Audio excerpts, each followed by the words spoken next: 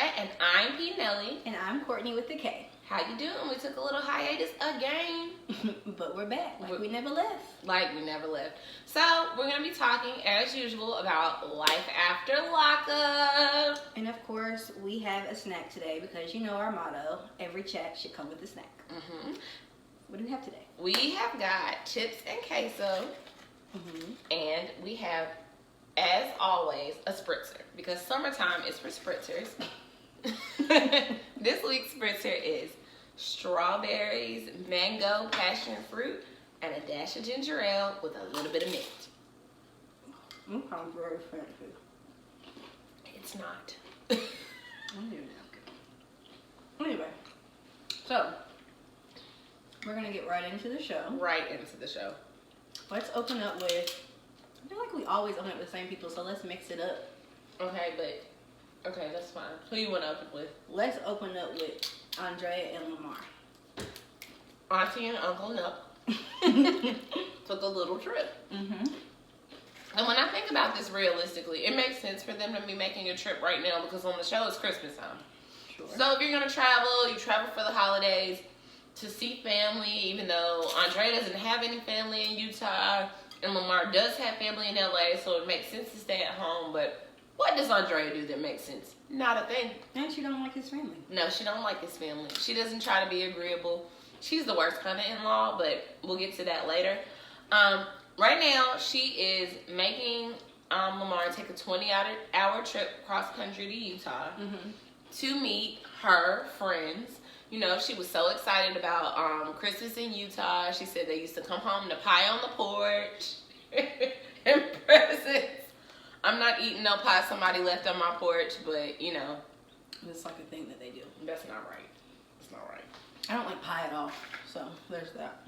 What about cobbler? Ew. I'm like a 70-year-old white woman. No peach, no apple. Yeah. You live a sad life.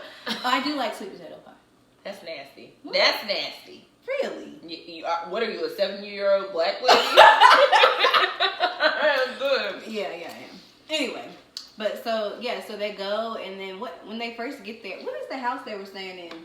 Was that her house? Her old house? I don't know. I'm assuming she still has her old house because she's so gung ho for him to come back. They must have somewhere to come back to, right? Mm-hmm. That's what I'm thinking. Mm-hmm. So they're at this house. Lamar is me. I am Lamar because he is uncomfortable with the fact that he feels like they're going to be literally the only 2 black people in Utah, which I can assure is 1,000% correct. He's like, I don't have to live somewhere that's full of black people, but you know, he wants a little diversity. I need to see someone else who looks like me, someone else who looks like someone else who doesn't look like a white person. So he's a little leery about being the only white person. And you know, Mormons don't have the best connotations, or you don't think in popular culture, when you think of Mormons, you think of sort of like cultism sometimes. Some people. Polygamy. Polygamy. Mm-hmm. So anyway, he's a little leery about who will meet, how they'll act.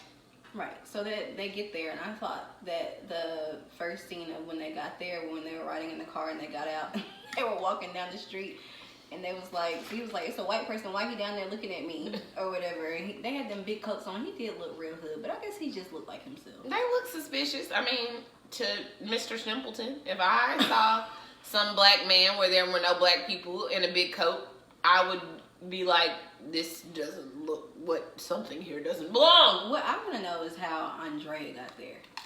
Like, because I don't think she was born and raised there.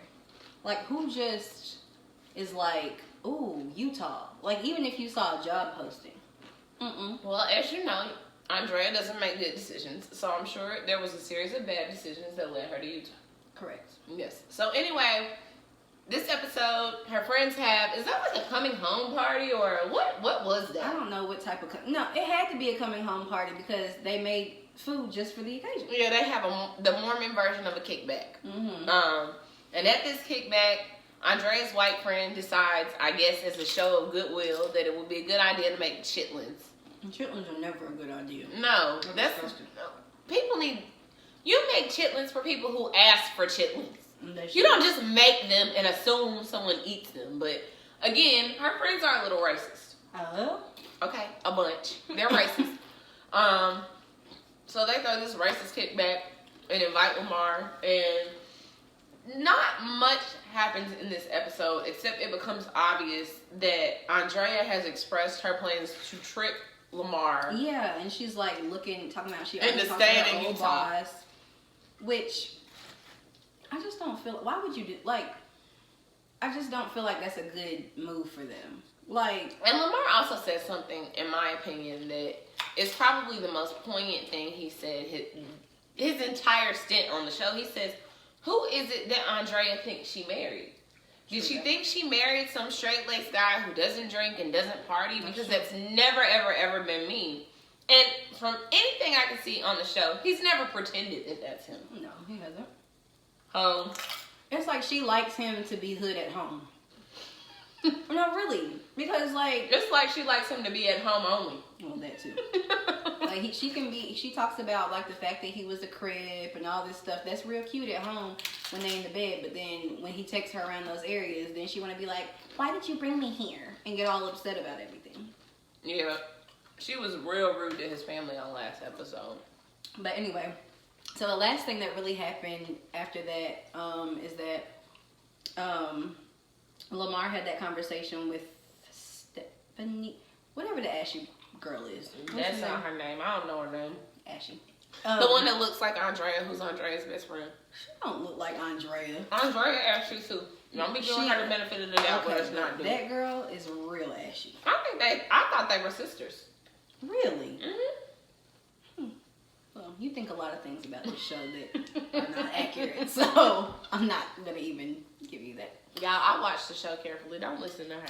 Anyway. Always trying to bring me down. So then the last part, the white people, or the white men all got together and they were going to go out to the fishing hole. And they took Lamar down there and it started to look like an episode of Get Out. When I tell you that I wouldn't have gone to no fishing hole with them. My fishing hole was just in the backyard. It was just downstairs. I wouldn't have went to the front porch with them. Okay. Did you see how they were looking? Did they not look creepy to you? They look like one. They look like what? Mormons. They had the Mormon beards. Because, they have a way of making sideburns not sexy. Right? It's like a sideburn, no beard. It's a beard and a sideburn, but the beards and the sideburn don't connect. Who does that? Are you sure you're not getting them confused with Hasidic Jews? No. This man, the ginger at the house, looked like a sociopath. That wasn't Ginger. You think he died dead?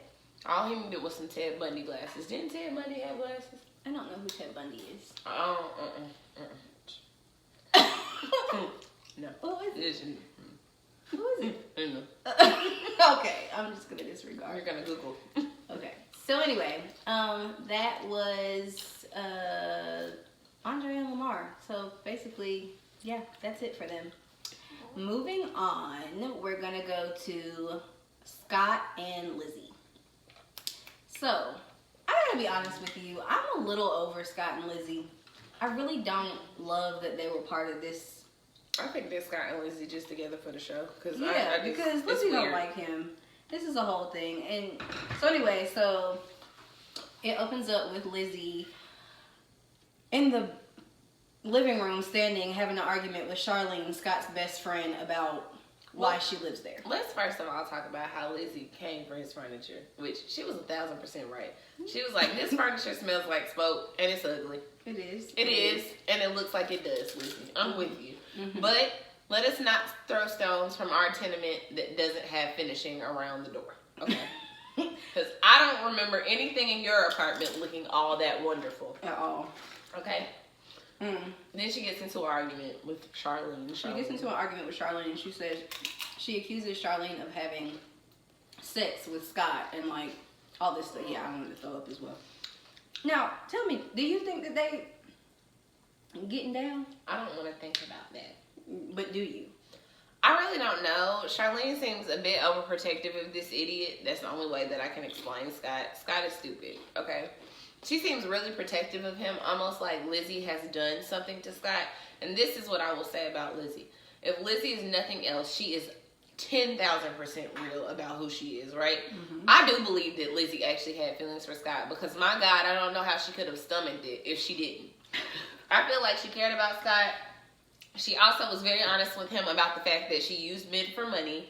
She was honest with him about the fact that she used his money for drugs. Mm-hmm. The only person who has been dishonest in this entire relationship is Scott. Lizzie hasn't done anything to him that he hasn't allowed her to do. And I don't necessarily feel sorry for people who let people do stuff to them. She didn't take your money. You gave it to her. And she told you what she needed it for. She didn't. It's not like she was like, oh, babe, I need $90,000 to make cheese sauce. She told you she needed it for heroin, and you gave it to her. Oh, because you meant she made that cheese sauce in that one episode. That was nasty. That was nasty. And when you do clownery, Scott, the clown comes back to bite, okay? Mm-hmm. And the words of my good sis, Monique. Yes. Yeah, girl. So, I don't feel bad for him. And I think that Charlene is... You can't be more concerned about someone than they are for themselves. But I don't understand how this relationship turned from Charlene being there like SMH all the time and now like they're living together and she's like... I'm confused about the situation because I thought that Charlene was living with him because she was homeless, right? That's what I thought at the beginning, right? And she just don't seem like the type of woman that would be homeless. But now she's living with him because he needs emotional support. What is she, a seeing eye dog? Like, what are you, a service animal? Why are you there? You're either homeless.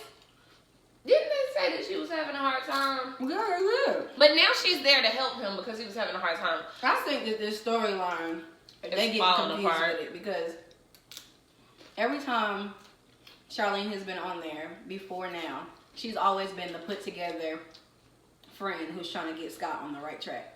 You can't tell me that suddenly this woman now has no place to go and has to live in this nasty house with Scott. And it's hard for me to believe that you have a friend who would send some lady he met on a prison dating website $90,000 to get on her feet, but you can't get on your feet and he don't give you no money. Right. Like, you can come live with me. He don't have no money to give. He done gave it all to Lizzie. Now that we've talked through this, I think that they might be sleeping together. It's the only thing that makes sense. It's nasty, but it makes sense. Ew. I do because other than that, you're right, none of it makes sense. They can't even keep their story straight about why she's there. She's either homeless or she's there to support you. And how do you support somebody going through a breakup? Me and Courtney are friends with the same sex who are not lesbians. So when she's going through a breakup, I bring her bacon. What is Charlene doing for Scott? No, you don't. You bring me a chocolate lava cake. I'd bring you bacon too. Okay. Or cheeseburger. Yes, or a cheeseburger. Mm-hmm. See, but what is she doing for him? At his house every day with his crack smooth. She's bringing something else.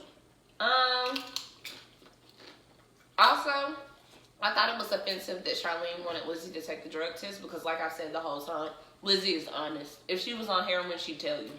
Right. You know, this is not a person you have to make take a drug test. She's gonna take it or tell you that she's doing drugs. So, and I also agree with her stipulation that she take one as long as Scott took one. We know that Lizzie's not on drugs. Why do you think? I thought that was kind of a.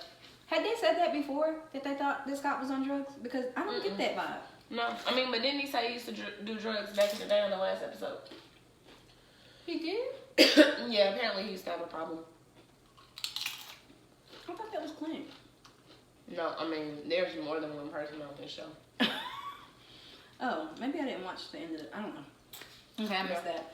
Well, I listened to a recap where they said it. Oh, okay. Yeah, he used to be on drugs, so she's thinking he still is. Well, then it's possible. I just don't get that though. Maybe that's. But she didn't know he used to be on drugs until last episode because he lies all the time. I think that's why his teeth look like that. Well, now that he has those beaver teeth, you can't tell. I don't know, but it was obvious he had a hard life. So. Okay. So that is really it for Scott and Lizzie. See, this was like one of those episodes that like leads up to a climax. Nothing like big happened. All these things that are leading up to like an explosive episode sort of happened. True. You know, it's only one episode left. I thought it was 2. No, it's 1. Oh, it's going down. Yeah. Next week. Down. So, moving on to who? Marcelino? Yes. And Brittany. Let's talk about them. Marcelino needs to be beat up. Yeah, he does. Oh no. Oh. Yeah, you did that. You just anyway. He does need to be beat up. But I understand kind of his position on why he wanted to go speak to Tito. I just feel like he should have listened to his wife who told him not to go over there because that is her ex and she knows what he's capable of and what he's gonna do. I feel like a marriage is a circle of trust. To quote, what was that movie? Meet the Fockers. A circle of trust, right? And when you break that trust, it's very hard to rebuild it. So I don't feel like he trusts her, because if she tells you, I was with this man for X number of years, I know how it's gonna go if you go over there, and you don't trust her enough to have enough sense, or he's either one of those people who thinks he knows everything. Bing, bing, bing. He does seem to be one of those. Bing, bing, bing, ding, ding, ding. He seems to be one of those people who thinks he knows everything. So she tells you don't go. You go behind her back, and then you mess everything up. Because, like she told you what was gonna happen. Yep. I didn't know they were really gonna fight. I'm also confused. Have they really had that baby for a year? Because he was adamant that they hadn't. I don't know. I think it has been a year. Ever since Brittany got out of jail and he started letting her keep him, I don't think Giovanni's been back. Because I even watched, you know me, I even watched some YouTube lives where, like, it was just Marcelino and Giovanni. Well, I can tell you where he's going now. Back. Because now, Tito, Jorge, whatever, he wants his baby back. And that's spiteful. He's selfish and spiteful because he don't want that. But Brittany told Marcelino he would be selfish and spiteful. True. Which was the entire reason that the issue of custody came up. Right. We make him mad enough, he gonna ask for this baby back. Right. And then I just hope that he doesn't in turn like take it out on the baby, because that's terrible. And I think that that's what happened to, you know, because Marcelino had a really bad childhood, and his stepfather was like really crappy. So that's why he's so adamant on keeping Giovanni, because of the relationship that they have, and he knows like he doesn't need to be bounced back and forth because of what Marcelino went through. I'm pretty sure like his stepdad was abusive. I'm pretty sure. While I understand that, I can also understand the way that Tito probably sees it. This man is with Brittany, and obviously they don't even have enough trust for Brittany to know he's over here now. So what happens if they get full custody of my baby and then they're not together anymore? What happens? Then he's with Brittany, who, I love Brittany. I think Brittany really is getting it together, but all Tito knows is Brittany to be so unstable that there was a custody hearing and she didn't even show up. Right? So I give y'all full custody of my son, and then you leave her because she's unstable, and then she has 100% custody of my son. I don't think that 100% custody is the answer anyway. I've never thought that. They don't need to take the kid away. Marcelino needs to go to therapy and work through his issues with his childhood. True. But on the other hand, if I've had your child for a year and you ain't said, hey, cat, dog, hey, how you doing? Can I get something? Do you need something? Not even saying that they need anything, but that's your child. You was taking care of him for how many years that Brittany was in jail?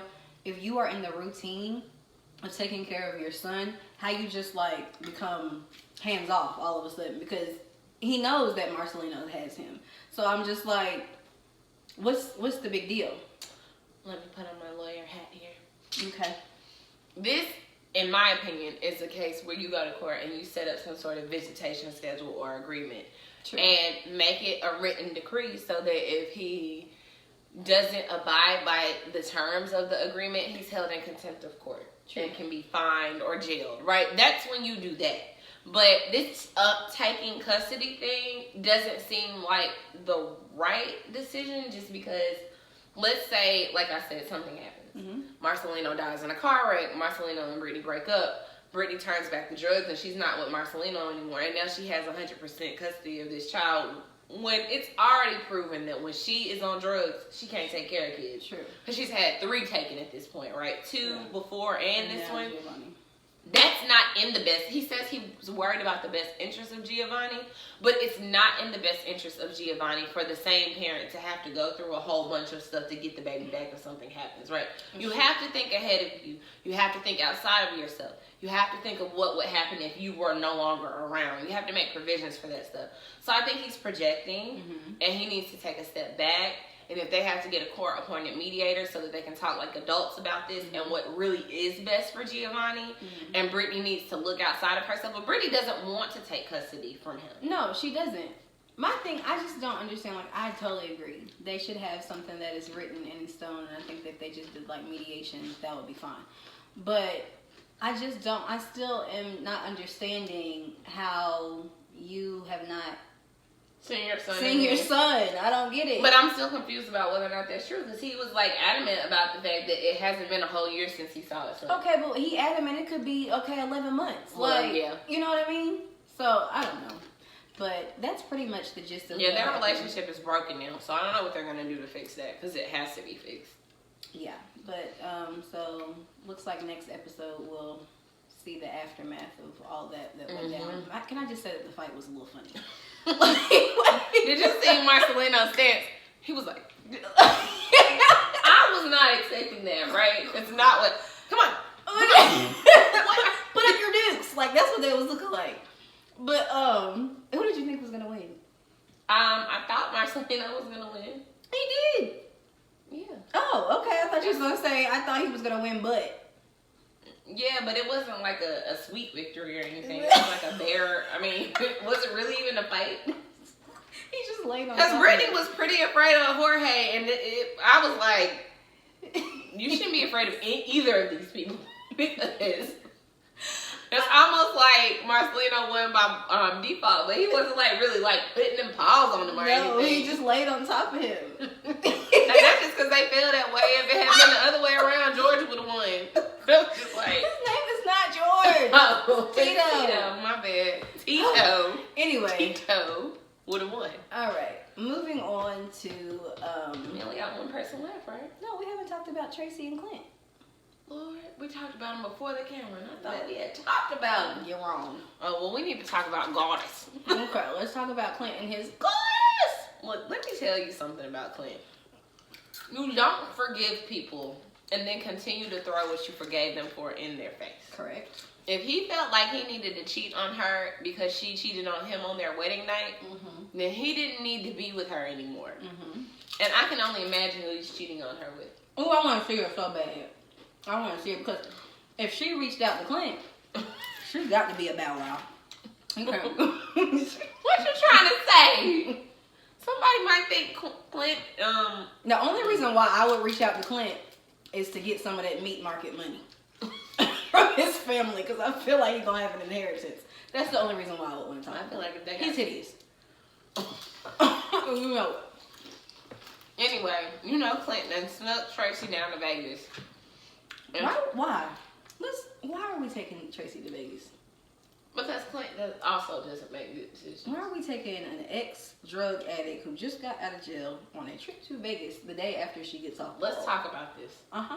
Clint is married to a crackhead who stole his rental car the night of their wedding. Correct. And sold her vajaj for the drugs that she did. That's true.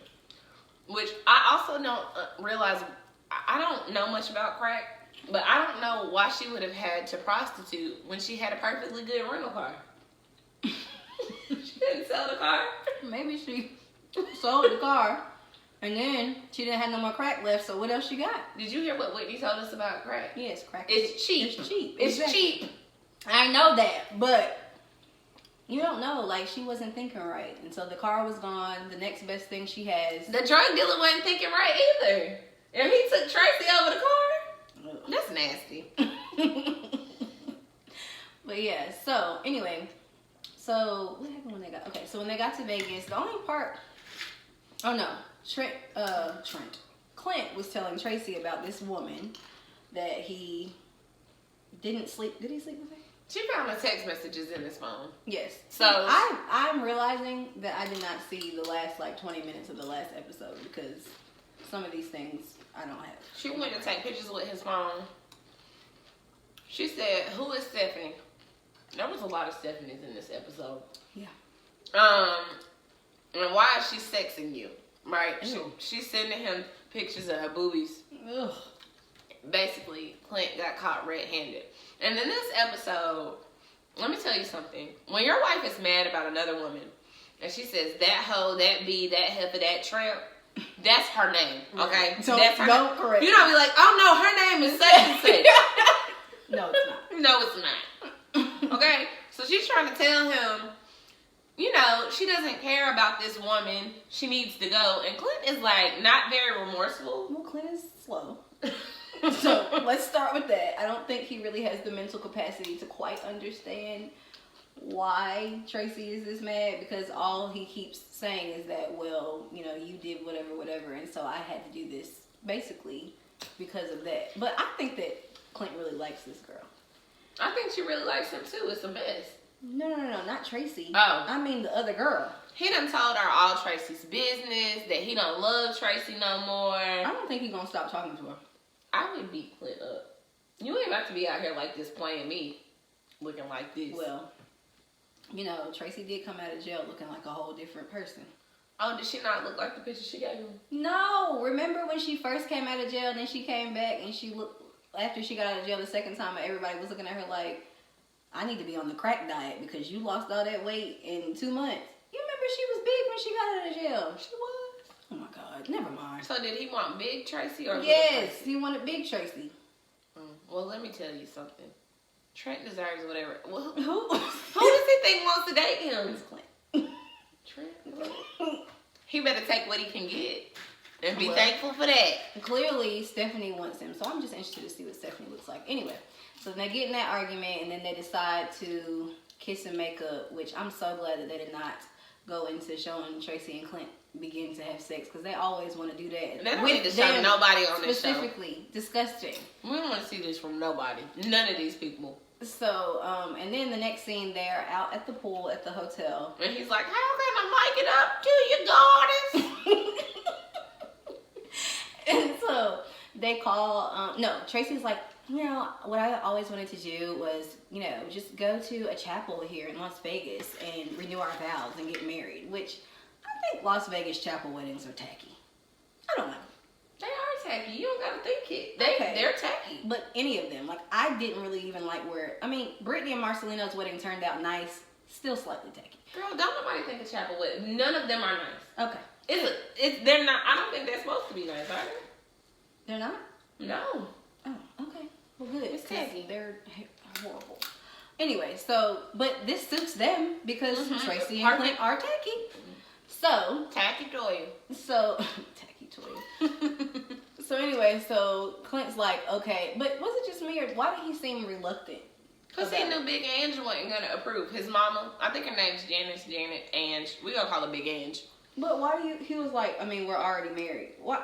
Clint is so in love with Tracy. He's never said no to anything that she wanted, and now he's being kind of like, You said he is stupid. He is stupid. Okay. There you have it. Okay, but I think it's because of this other lady. Oh, Stephanie. Whose name is not Heifer. It's Stephanie. Yeah. So she's like, since me and your mama are on good terms, we should call her and tell her. I don't know what it is that Tracy's expecting from Big Ange. She just really wants her to like her. She don't like her. She don't like her. No. She fed you bagels and like lox and cream cheese when you came over for breakfast. That wasn't that's not a mama that. It was supposed to be lunch. Brunch, whatever. Ew. That ain't right. But anyway, so they call his mom and they're like, she answers and she's like, what are you calling me about? I hope nobody is, what did she say? I hope please no babies. Right. She was like, please no babies. And then they were like, no, we want to renew our vows. And she was like, well, I hope nobody gets on drugs and leaves each other at the, like, mama was going in low key. She need to let it go. Her son ain't no saint. Let it go, honey. I don't know why she acts like Clint is like such a good catch. He's not. She does act like he's a good catch. Nobody, ew. You're delusional, lady. This is who your son is destined to be with, a Tracy, because your son is a Trace. He's a male Tracy. A Trace. Why were you? No. That was so bad. Okay. But yeah, so he's not that great of a catch. I still can't believe that he was with the wife that was the hotel manager. With the can I speak to your manager haircut, but she was the manager. She was the manager. But anyway, so they're like, she's like, and nobody's gonna be calling me, and he was like, no, we're not gonna be calling you about crack, which I thought was funny. MF and crack. MF and crack. But so yeah, so the mom was just like, okay, well, if that's what you want to do, which I don't really understand why we're calling mom to get her approval about this. You didn't call mom to get your approval about the first time. Well, that's why she wanted to do it. She was like, we didn't do it right the first time. She was like, we're having a more traditional wedding. And Big Ange with the shade goes, well, that's not really traditional. A church would be traditional. Yeah. So I guess we're going to see them get married next week. Again. We don't need to see 2 of these. I don't need to see 2 of these, and I didn't need to see the first one. Tracy needs to get a makeup artist for this wedding. She looks horrible. You know, I don't like to call people ugly because I think ugly is not very nice at all, but she's borderline. I think that Tracy could look a little different with a little magic from a makeup a whole artist. lot of magic. I don't think her hairstyle suits her facial structure. I don't think she needs to eat a couple sandwiches. And these clothes, I don't know where she's getting them from. Well, they're poor, aren't they? They're not poor. Why do you think they poor? Have you seen their house? Yes, I have, but I think that's just how Trent. Why you got me calling this man Trent? That's how Clint lives. Just nasty. You know Clint's parents will give him anything that he asked for. If I was Clint, I would go home and live with them. I don't think he's allowed to live there. All that house they could have their own wing. I don't think he's allowed to live there because of MF and crack. She said she ain't coming in here and stealing my stuff. No, he looked like he steal. He does. Anyway, so that's it for them. And we always save the best for last. Every week we do these people last because they're my favorite. The throuple. It's 3 of them. It's Megan Not the Stallion, Michael, and Sarah. And it's Jaden XD caller, pregnant Brooke Hogan, but she's not pregnant anymore. Brooke Hogan? They say she looks like a pregnant Brooke No, she don't. Hogan. She looked like a pregnant Jay Leno. No. Brooke Hogan looks like Jay Leno. What are you talking about? Brooke Hogan is not as bad as that. That jaw is square. Okay. It's square. Anyway, so we see Megan, who? No, what did they open up with? Sarah. They open up with Sarah finally doing something that she should have done forever ago. She decides that she should divorce Michael. So she goes to see a divorce attorney who, the attorney kind of got on my nerves. And I'm going to tell you why. Because Sarah's talking to her about Michael and getting this divorce. And the attorney is like, well, what do you want to do about custody? Because do you think that he would run off with your kids to be petty? And I'm like, oh, girl, you barking up the wrong tree. You clearly don't understand. You used to dealing with white couples. Their hand. You don't understand hood black fathers. No. Well, I'm not gonna say all because that's a stereotype. But this particular but he's stereotypical. This particular kind of hood black father, he ain't gonna run down the street with these kids because he don't want to keep them for more than 15 minutes. Do you really think somebody who wouldn't cut their tether to come see their child born is gonna run anywhere with these children? Thank you. Has he spent more than 15 minutes with them since they were born? No. No. This is a man who would rather be with his girlfriend upon release from prison than his wife and kids. He's cool on them. You don't have to go through any additional hoops. No. So she's... But Sarah was actually entertaining it. Like, she didn't know who the heck her husband is. Like, I don't know. Maybe he will. Yeah, right. I'm not positive that Sarah is working with a full deck. Huh? I'm not positive Sarah's working with a full deck. Oh, no. I can understand that, but I think she's just really in love with this lame dude. Must be your first love. Possibly. They've been together since they was like 15, right? Oh, this is what that is. This makes sense. It's past his expiration date. So anyway, she decides she's going to divorce him. She draws up papers. Then she goes to meet her strange friend at a cafe. That I think wants to be her secret love. You really think so? That haircut screams secret love. It's no secret with that haircut. That haircut is bad. Okay. Butch. Well, she goes to see this girl with this strong jaw. And they talk about how she's going to get the divorce. And of course, strong jaw is excited. And it Strong jaw is excited. That's funny. But you know what? She irritates me. And I'm going to tell you why she irritates me. Why? Because she's not here to help Sarah with these children or whatever. Oh, no. But she is so gung-ho for Sarah having to be a single mother. And she doesn't understand what that's going to be like for her. I'm not sure that her friend likes black people. Probably not. I don't think Sarah likes black people. I think she likes Michael. Oh, she like black people. She gonna end up with another black man, guaranteed. Okay. That don't mean she like black people. That means she like black men. That's true. Sarah seems to be one of those. I mean, she's got the classic I date black men name. Granted. Sarah, Christina, Danielle. And she named the first baby something with Yana in it. Yeah. That's it. There you go. Ariana. That's the classic I'm a white girl who had a baby by a black guy name. Exactly. I also think that if you look at Sarah's initial interaction with Megan, you can kind of tell the way she regards black women, because I get it, the lady is sleeping with your husband, but the lady didn't even know she was sleeping with your husband initially, right? And Megan is a heifer for continuing to sleep with her husband, but Megan, I know exactly what Megan's thought process was. What? I didn't even know I was sleeping with her husband. I was in love, but since she want to be a heifer, I'm going to keep doing it. You think that's what she's thinking? Yeah. I'm positive.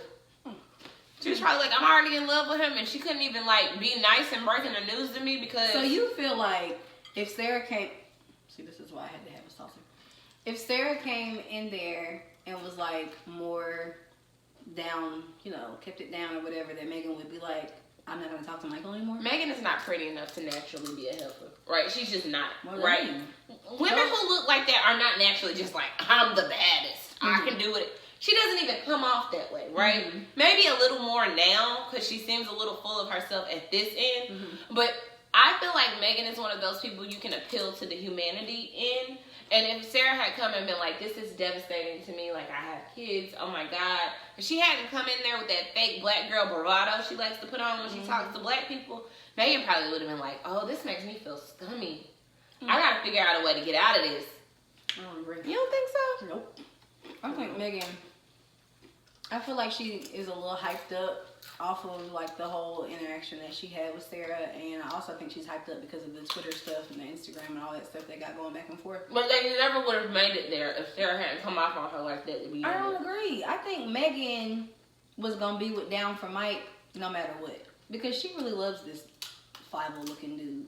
Like, so I just think that she would have, like, she might have acted like that and been a little bit like, oh my gosh, but eventually all Mike would have had to do was like call her and be like, but I love you, Megan, and then they would have been right back together. You sound just like you. I know. Good impression. I'm practicing. Okay, well, that's why I think Sarah is not beat for black women, right? Right. Because she just came off like, girl, that's my man. You know how she get. Yeah, she does get like that. So anyway, she's going to divorce him. him. Than you. Oh. Because that wouldn't. That was like white girl ghetto. Okay. She's gonna divorce him. We don't really get Mike by himself this week, do we? No, the only time we get Mike at all is when Megan's daddy was dead wrong. Yeah, so cut to Megan talking to her dad at, is this his house?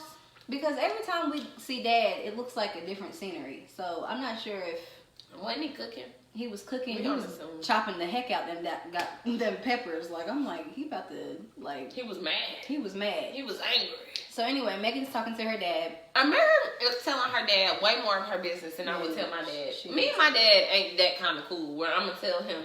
First of all, I'm never gonna go to Daddy and be like, Dad, I'm sleeping with a married man, because my dad is gonna be like, Heck no. why are you telling me this stupid story, you stupid? No. He's not gonna be nice about it. Absolutely not. But so she's talking to him and telling him about Mike, and basically it's like we're in the last episode of this little spinoff, but it's seeming like she has not talked to her parents, or I don't know where Megan's mom is. She has not talked to her dad about the fact that Mike is married, like all the stuff that went down with Mike. Then one of the recaps that I was listening to on Jade and XD, that was like, Megan's mom is probably like, you ain't about to embarrass me like this on TV. I will not be on that. Exactly. And that's why we don't ever see Because it. he said the mom, he was like, you know, like the mom was classy or whatever. She said something. He said something to that effect. She looked like she got a classy mama who can't dress. But Megan has been acting like she don't have a family the whole time. She acts like someone that no one loves. Yeah, a motherless child. She does. She out here just acting a fool. So basically, I don't even remember all what she was telling the dad. Like, just that Michael basically just Was having another baby with his wife, which is his prerogative. That irritated me. What? She acted like he was wrong for having another baby with his wife. It's his wife. I get that, but kinda. No. Yeah. No. Why? Because once she knew she was a side chick, She didn't know she was the side chick yet, and he had already gotten her pregnant. but once she knew, you know. Once you know, you know. Ain't no point in being outraged now, because at this point you have a choice. You can either play this position or you can move along. You don't have to be here and be upset about this. So for you to continue to put yourself, because now you put yourself in this position. Yes. First, he took your choice away. But as soon as you knew, all you had to do was leave. And this doesn't have to be your problem at all. You can be sad about it while you move on. You can feel like you wasted time and be irritated like that. But what you cannot be mad about is what two married people are doing within their marriage. They are married, girl. Well, You sound ridiculous. I get that view. But previously, prior to her knowing, I could understand. Yeah. I could understand her being upset when she first found out about it. But to be sitting here 9 months later, talking to your dad like, he just had another baby with his wife. Girl, do you not see what's wrong with that? They don't even, my boyfriend just had another baby with his wife. Girl, he don't belong to you. That's very true. Not in the eyes of the Lord of the state. That's very true. So then her dad is like, I'm getting mad. Her dad starts getting amped up or whatever, and he's just not understanding why she would even want to continue talking to Mike. Which I feel like everybody in her life is still looking at her like, why are we doing this? The only person her daddy needs to be mad at is her.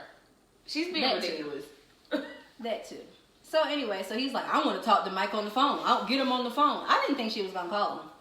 And honestly, in my opinion, this is the most mature that Mike has been in the entire show. Because he was pretty much just like, we're grown, and this is none of your business. Which is the honest to God truth. Yes. It's the truth. What kind of child are you to let your dad call somebody about a mess that you have willingly placed yourself in the middle of and go off on them? That don't make sense. That's very true.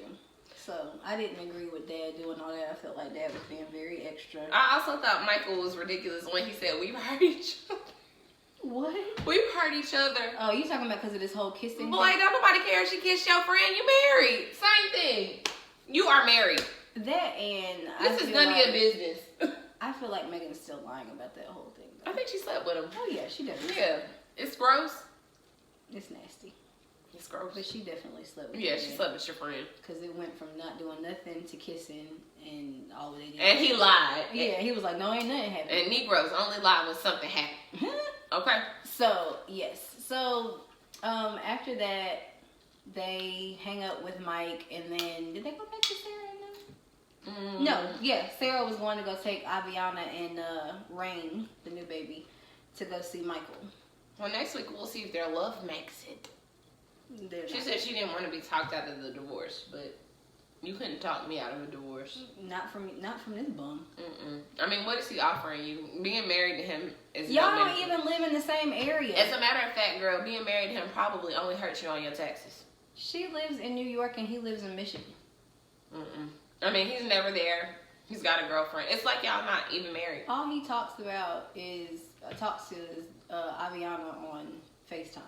And then I felt so sad when she was like, it's been years and years and years and years and years since I seen my daddy.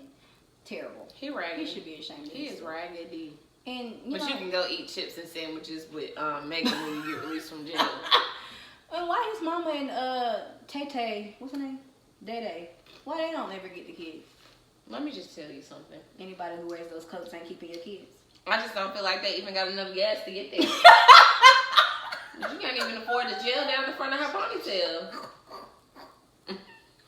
Shut up. They ain't got no gas money. Why they don't keep his kids? What food stamps? Wait a minute now. I need to go stay with somebody who got food stamps. I don't feel like they have enough, is what I am saying to you. Oh, okay. I was about to say. No. Food stamps are good. People need food stamps. I'm not saying anything bad about food stamp recipients. I'm saying that they do not receive enough to keep anyone's children. I can't. But basically, that is this episode in a nutshell. I don't think, did we miss anything? No, I think we got it all. Okay, you know what it's time for. You know what it's time for. 3 hearts. Yay! Okay, you can go first. Why I gotta go first? Okay, fine. Go second. Okay. My 3 hearts for this episode. Ooh. First one being... okay. I think I was very excited that they showed... I didn't watch the end of the last episode because this could not be the first time, but I thought the baby was really cute. Rain. Oh, she's so pretty. And she looks just like Aviana, who I think is also very adorable. My second heart is the argument between Scott, Lizzie, and Charlene, because I just thought it was funny that this whole time that Lizzie was standing there in this bad wig and this towel. Like, if you're gonna argue with somebody, please go put clothes on. I can't take you seriously. That's how you know her anger was sincere. And then my third heart, I don't know. This episode wasn't giving that much for me to get anything that I loved. Maybe I'll just do 2 hearts. Okay. My first heart was Lizzie's demand that Scott take a drug test. Yes, girl, test him. Mm-hmm. Put it to the test. Mm-hmm. So that was number 1. Number 2 was actually the fight between Tino and Marcelino. Oh no, I forgot about that. That's my third heart.